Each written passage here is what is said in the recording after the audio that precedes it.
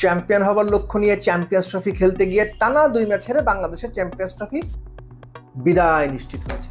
Congratulations Bangladesh team. এক ভস্য এক ছাড় 10 গুণ কবকার। ক্যাপ্টেন 70 স্ট্রাইক রেটে 77 করেছেন, দারুণ ইনিংস। জাকের আলী অনিক 81 স্ট্রাইক রেটে 55 বলে 45 করেছেন, দারুণ ইনিংস। মুশফিকুর রহিম সুইপটা খেললে তার চলেই না।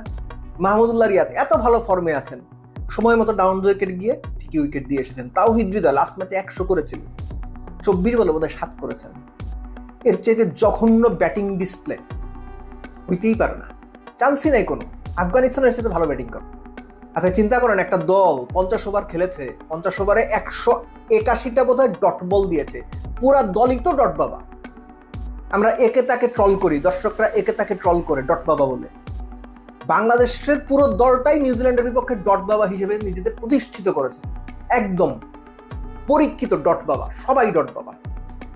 বাংলাদেশ পরীক্ষিত ডট বাবা হোক বা না হোক, পরীক্ষিত পেইন্ট ঘরের জন্য নিপ্পন পেইন্ট। আপনার ঘরের শাইন, গ্ল্যামার, সুরক্ষা যদি নিশ্চিত করতে চান, আজই নিয়ে আসুন জাপানিজ টেকনোলজিতে প্রস্তুত পরিবেশ বান্ধব নিপ্পন পেইন্ট। বাংলাদেশকে না একদম সত্যিকার অর্থে, যে আমাদের গ্রামাঞ্চলে বলা হয় চুনকাম করা, একদম চুনকাম করে দিয়েছে ভারত এবং নিউজিল্যান্ড। লিটারেলি বাংলাদেশের যা হওয়ার কথা ছিল সেটাই হয়েছে। মুশফিক যে সুইপ শটটা খেললেন, এই যে 16, 17, 18 বছরের অভিজ্ঞতা, আয়নায় মুখ দেখার কথা। মাহমুদুল্লাহ রিয়াদ প্রেস কনফারেন্সে এসে পেইন কিলার দিয়ে ক্রিকেট খেলার কথা বলেন। পেইন কিলার দিয়ে আপনাদের কে কবে খেলতে বলছে? সময় মতো পারে না, হয় না।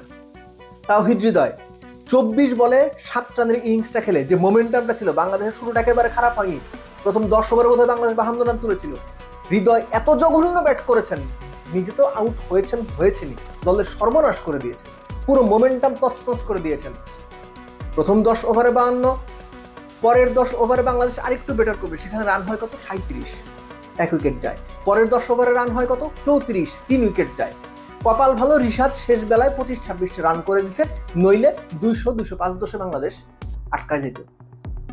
শান্ত ইনিংস ভালো বলবেন না খারাপ বলবেন আপনার ব্যাপার। রাচিন রবীন্দ্ররা 100 করে ম্যাচ জেতান, টম লেথামরা 100 করে উইকেটে টিকে থাকেন ফার্স্ট ম্যাচে। রাচিন রবীন্দ্র ফার্স্ট ম্যাচে সুযোগ পেয়ে 100 করেন। শুভমান গিলরা বিরাট কোহলির নট আউট থেকে 100 করে ম্যাচ জেতান। আর আমাদের ক্যাপ্টেন 70 বলে 70 স্ট্রাইক রেটে 77 করে, তারপরে সময় মতো গিয়ে 37-38 ওভারের সময় যখন এক্সিলারেট করার সময়, তখন গিয়ে উইকেট দিয়ে আসেন, আউট হয়ে যান।